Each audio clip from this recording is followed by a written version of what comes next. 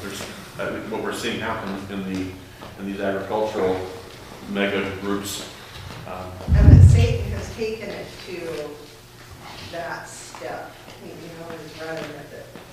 Yeah, good point. I want to go to verse 19. It says this: "You shall keep my statutes. You shall not let your livestock grieve another kind." This is where we have so notice, "You shall keep my statutes." Then verse 37 of this same text ends with, "Therefore you shall observe all my statutes." So this is now this kind of an envelope, a contained section here, starting with verse 19. And I want to read what I wrote in my notes for verse 19. By commanding you shall keep my statutes," which is echoed at the end of the chapter, where the same phrase is repeated. The verse ends with prohibiting the mixing of two pieces of cloth together, and this is clarified in Deuteronomy 22:11, where linen and wool are not to be mixed. What is interesting is that the priestly garments, and this was Julie's point, are made of linen and wool, so I tentatively suggest that prohibiting the mixing of wool and linen disallowed anyone from impersonating a priest. All right, now I want to go to verse 34. Actually, I want to do this just for the fun of it, and you'll forgive me. In verse 26, and I gave the handout on this. It says this: "You shall not eat anything with the blood, okay? And so I gave you the handout electronically on Torah commands regarding blood. I mean, there are numerous commandments. Here's what's interesting. Those who disagree with the Torah have a difficulty because when you get to Acts chapter 15, the Jerusalem Council says you can't eat blood. They make that a stipulation. So even if you were a minimalist, and you thought that Acts 15 was the ceiling, okay, fair enough, for the sake of argument, you still have it saying you can't eat blood. You still have to drain the blood, because the blood is its life and it belongs to God. So even Acts 15 is going to the Jerusalem Council for all Gentiles forward is saying, do not eat the blood. Yes. So, and ironically, as you start to root out the anti-Semitism in the Bible, you're going to find out that the main libel that they have against Jews is that they use the blood of people in their matzah. They drink blood on Passover. All these things are in the Elders of Zion, which is a big deal in the Middle East. In the different madrasas, the blood libel is all through the curriculum, teaching the children the evilness of Jews. Mm-hmm. And here's the irony. Of all the cultures in that area, we're the one that doesn't do blood. Right. But yet that is the major libel against the Jewish people in the mainstream, whether it be Henry Ford. You guys probably know he was a terrible anti-Semite. And, they still have anti-Semitism was all through the Middle East, funded by Saudi Arabia. Much of the madrasas, probably the majority of them, teach this doctrine. Yet it is exactly the opposite of what the Torah says. I think the reason they're able to get by with it is that we're ignorant. Right. Of what's in there. Yeah, and it's interesting in Leviticus 17, which is, it says, therefore I said to the sons of Israel, no person among you may eat blood, nor may any foreigner who sojourns among you eat blood. So it's like a complete violation. Right, and so Acts is actually in line with the Torah there, very clearly. Yes. What about, there are many who love liver, which is saturated in blood. Would that be inappropriate then? I don't know. That's a tough one. I don't know. I don't honestly know, because there's a lot of debate on liver, and I personally don't eat it, but then that's me. It's like an oil filter. Yeah. An oil filter. Yeah, I personally encourage people to stay away from it. We don't eat. Well, some people like liver and onions and. Well, Levitically, we don't eat supposed to be innards anyway. Right. It's supposed to be the flesh only.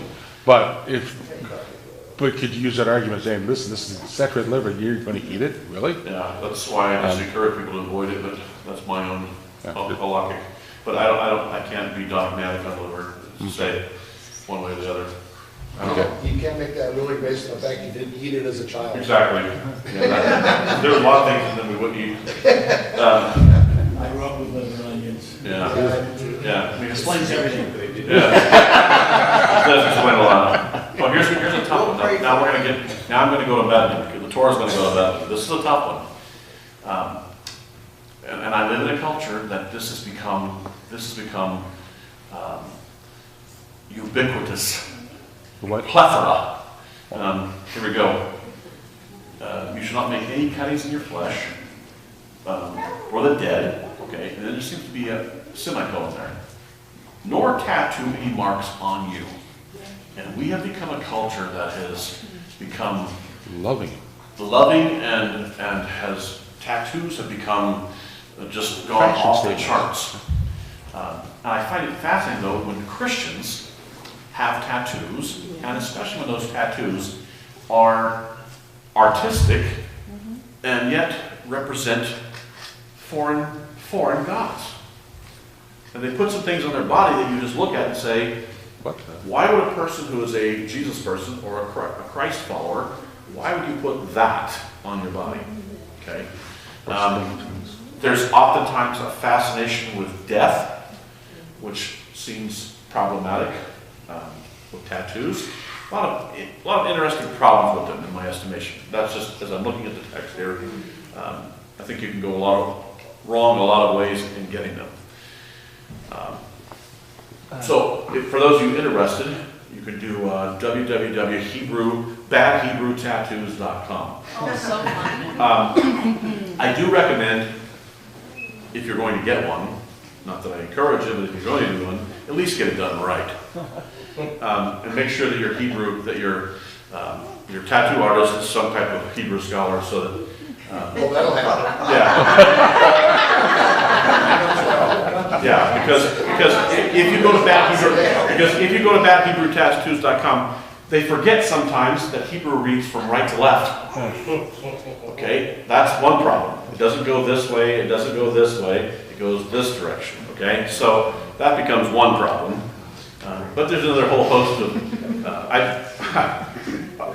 I was at a restaurant and I saw this girl have the word shalom on her neck.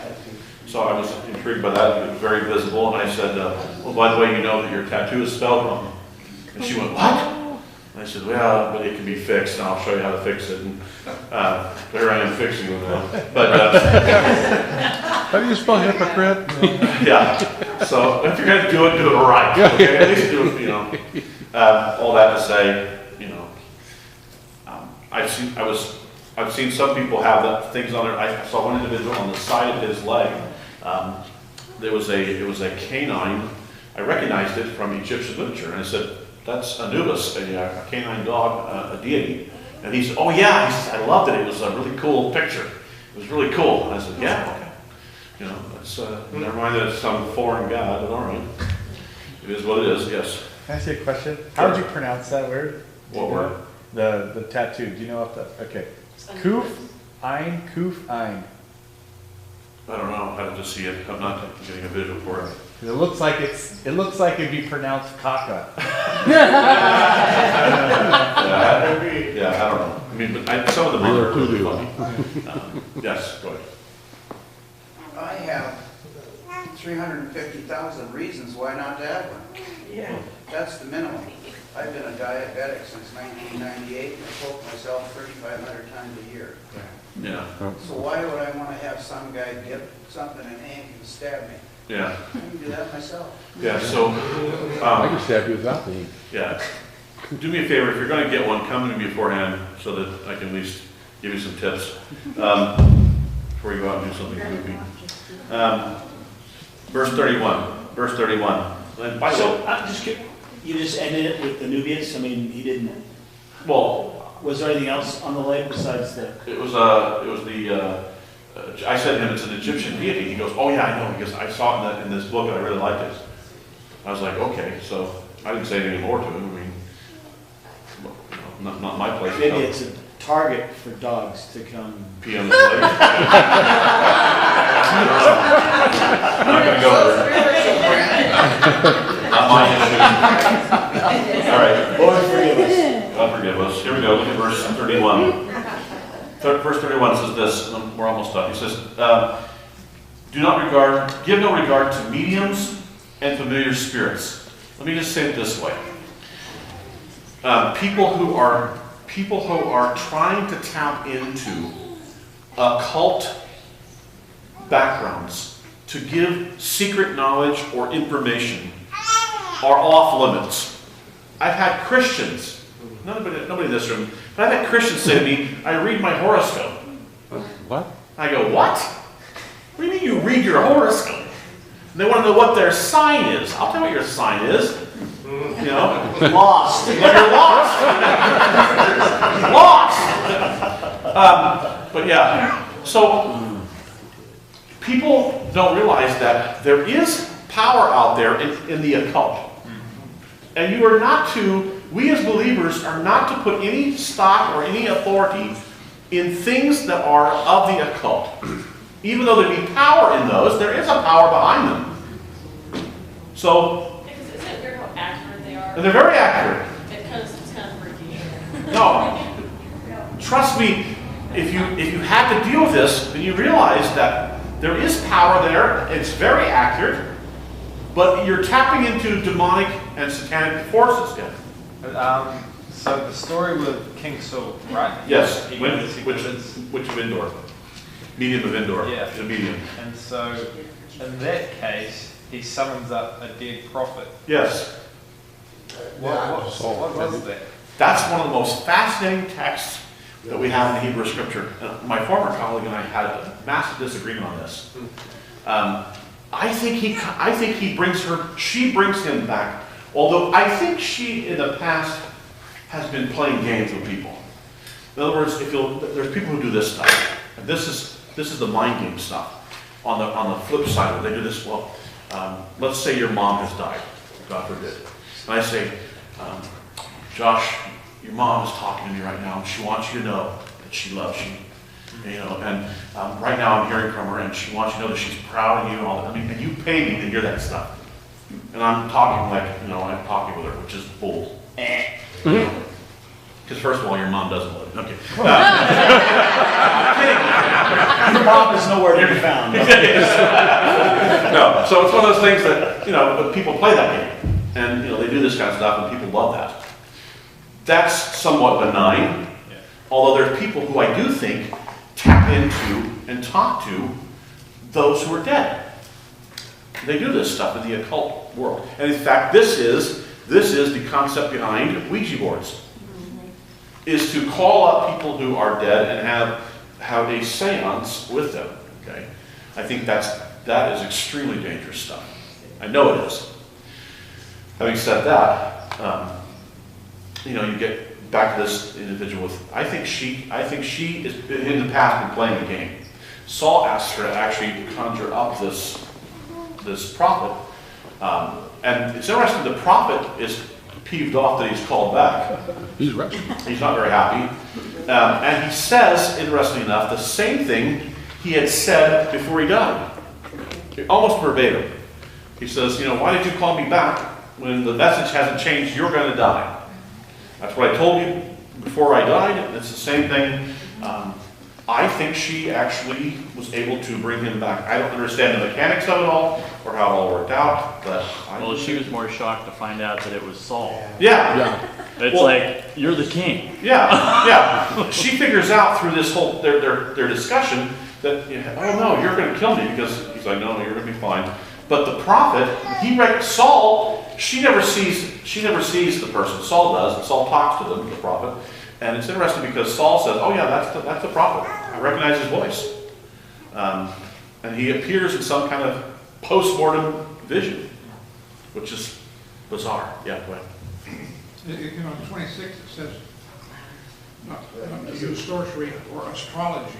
Yes. And I look at these things as like current day drugs. You start off with some little thing, and before you know it, you're in over your head. Mm-hmm. And there are spirits out there that are just little things, but before you know it, they have total control over you. Absolutely. Absolutely. That's why I think they're, it's dangerous and. Yeah, I disagree. I don't think she had the power to do that. She also was the only one that saw him. King said to her, "Don't be afraid, what do you see?" And she says, "I see a spirit form coming Right. up out of the earth." The woman answered. Then Saul asked her, "What does he look like?" And she said, "An old man is coming up. He's wearing a robe." Well, that could be just about anybody. Yeah. And then Saul knew that it was Samuel. But the message. But he didn't see it, he just said, well, True, it was Samuel. but I would, and we respectfully disagree, which is fine. The message, though, is the same. The message that the prophet gave before he died is the same as what he gives here. That's why I say it. Something's going on here. You know, so I mean, something's going on here because she sees something, hears something, Saul hears something, and the message that the prophet gave before he died, and this is where my colleague and I disagreed. I was like, he said it wasn't real, I said it is real. I don't know how to go about fully describing it, nor did he, but it was one of those that was like, okay, something's going on here. Yeah. Yeah, so after listening to all this stuff, do you have a name of a good tattoo removal person? What? Because I have like 4 tattoos and 2 of them probably aren't appropriate now. No, I mean, yeah, there are now tattoo removal places. Yeah, I got them like Yeah, 30 years ago. yeah, so I mean, it is what it is. All right, look at verse 34. Oh, you skipped 32. That's a good one. 32, oh yeah. No, we're not doing that. Look at verse 33. It says, "If a stranger, foreigner, dwells with you in the land, you shall not mistreat him. The stranger who dwells among you shall be to you as one born among you, native born, an Ezrock." So you have Ger and an Ezrock, a native born. "And you shall love him as yourself." Now look at this. "For you were foreigners or strangers in the land of Egypt." And he says this a couple of times. He says, look, don't ever forget, this is why we keep going to the Exodus. This is why Exodus, one of the reasons why it's so important, is to go back and study and live in that moment. Because he says repeatedly that you're to treat people the way you want to be treated. And in a sense, you remember what it was like to be in Egypt and to be oppressed and to be a slave. So now don't ever treat anybody else like that. So in the collective memory, we have to remember that we were in Egypt so that we don't treat anybody like this. And he keeps saying this over and over again in the Torah. You remember what it was like to be in Egypt. So consider them, he says, consider the foreigner as if they were a native born. As if they're on the same status with you. So this brings up all kinds of issues. And I will leave all of them alone.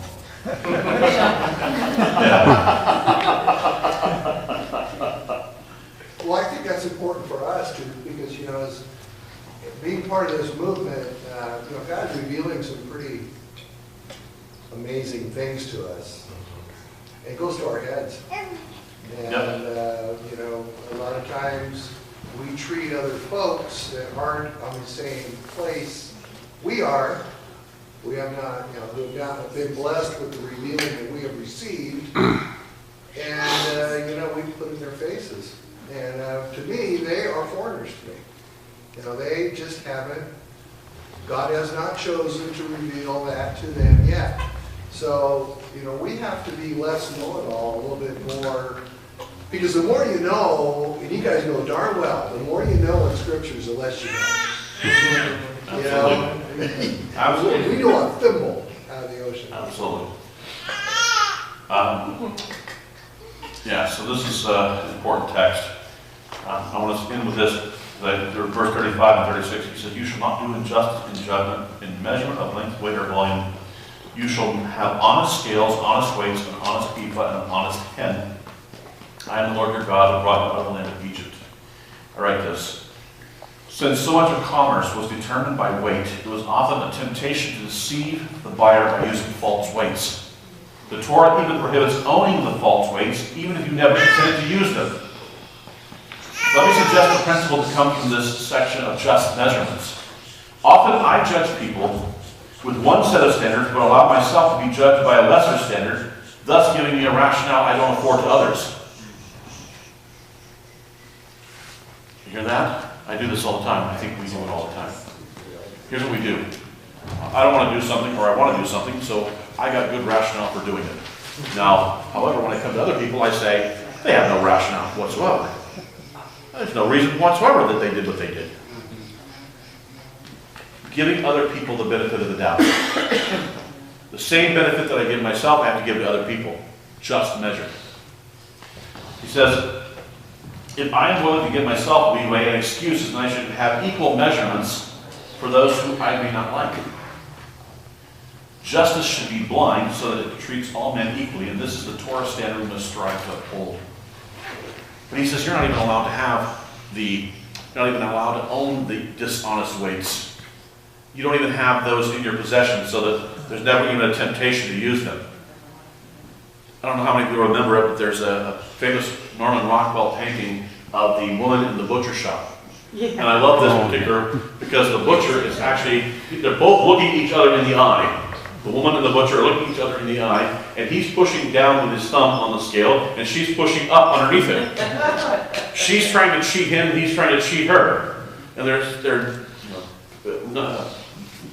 what's the word I'm looking for? Canceling each other out. They're canceling each other out. But they're both looking each other right in the eye. And, he's got his thumb on the top, and she's got her hand on the bottom, trying to push up. They're both trying to cheat each other. In the process, canceling each other out. And the Torah says, look, when it comes to measurements, then you should make sure that there's a just weight, and that you're giving people what they paid for. Getting what you paid for. Yeah.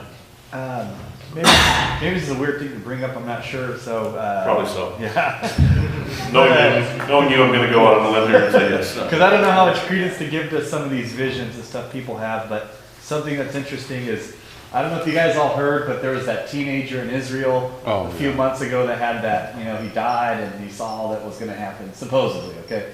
But the point being, one of the things he saw is the Messiah came and the Mount of Olives split, and he said the Messiah judged people, but he had his eyes shut so that he wasn't seeing what was happening, and it's odd to say, but it was by smell. He would smell people as they were passing by, and he would tell them whether they had to go on the right or the left. But this idea of blind justice, and I know there's also a verse that he will not judge. With the size of his eyes, exactly. The prophets. He will not judge with the size of his eyes or with the hearing of his ears. But it's very interesting that no matter who you are, no matter what you look like, no matter how good on the outside you look, the truth is found out, like boom. And he's not going to let what he sees affect how he feels about the subject, but it'll be true justice.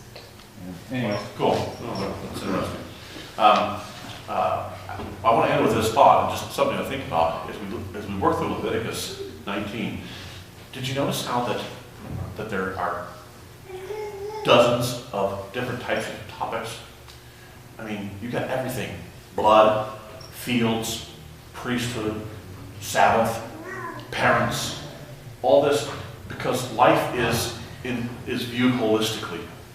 It's not viewed compartmentally. It's viewed as holistic. And holistically, you have to be holy, even as I'm holy. Holistically, I'm the Lord your God. There's guiding principles for all of this. And so all of life is not in these neat, tidy compartments, but it's all interspersed. It's kind of all mixed together. So that life is not just this neat little segment here. You can't say, well, I got my private life, and I got my personal life, and I got my public life, and I got my work life, and all these kind of separate lives. No, they all are together. However you are, you should you can practice Torah principles on a personal level, on a private level, on an interpersonal level, at every level, at all times. Together, holistic. Not in terms of this compartmentalization we'd like to do. Well, I can be dishonest at work, but I have to be honest at home with my family. No. You have to be honest with both. It's not either or, it's both and. And let me tell you, I think this, if we were to be holy, if we were to be set apart, it will make a change in this world, because this world doesn't know what to do with holy people. Well, we do know what to do with them. Normally we kill them off. Normally we find a way to destroy them before their time. The most holy person to ever walk this earth, we basically found a way to destroy him. And he never did evil to anyone. He only spoke righteousness and justice. He only did what was right, and yet we killed him. So the world doesn't know what to do with holy and godly people. I got a comment. We're studying Esther at work, at school. And so these kids, first time they ever read it, I just love the first impressions, you know. Anyway, it said, Haman tried to destroy all the Jews. I go, has that ever happened before or since? And the kids actually knew quite a few times, including Hitler, obviously. I said, so what's with the Jews? You know, they're not the most numerous people in the world. You know, they study on a different day, but they study Torah. They got so many books, they can't have war. They got so many books, you know, carry around. And somebody goes, well, maybe it's because they're God's chosen. I thought, that's pretty much it. That's pretty much it. Yeah. And with this, I had an interesting, I told this story before, but my wife said to me, we were at a mall in south of the mall, and you know how they have the little kiosks in the middle of the mall? And she said to me, would you go back and get this Tupperware thing I want? Okay, sure. I go back and get it, and the girl's closing up the till. And as she's closing up the till, I pay her, and I notice on the bottom of the item that it's $5 more than what she had charged me. And so I said to her, you need to re-ring this up. She's like, well, she said to me, well, why did you even bring that up? You could have just walked off with it. And I said, well, because that wouldn't be the right thing to do, because somebody owns this, and somebody had to purchase this, and so I should pay the right price. And she thought it was the craziest thing in the world that anybody would stop her and ask her to redo a transaction for $5. But the question becomes, you know what? I owe that person $5. That's the integrity issue and an honesty issue. That's the wanting to be treated the same way you want to be treated. And in this world, most just don't get that. They just don't get it. Yeah, go ahead. A moment ago, you were talking about things are not in separate little boxes, including the commandments, the law. They're all co-mingled together. Yeshua said, if you have broken one, you've broken them all. Correct. Absolutely. Yeah, they're all together. That's why I read Yaakov 12. Yeah, go ahead. God made each of us holy, but we have to learn what's clean and unclean in our life to keep ourselves holy. Yeah, I think we have to also work towards. We also have to work towards holiness, which is the commandments sanctify us. They have a sanctifying effect, if nothing else. Well, that's true, but God made us holy. I would be interested in the scripture that says that. Leviticus 20, verse 8, I am the God, be holy, for I am holy, for I am the God who makes you holy. Yeah, he makes us holy. Yeah, I think that's a process. Yeah. I don't think we're created inherently holy. I see what you're saying.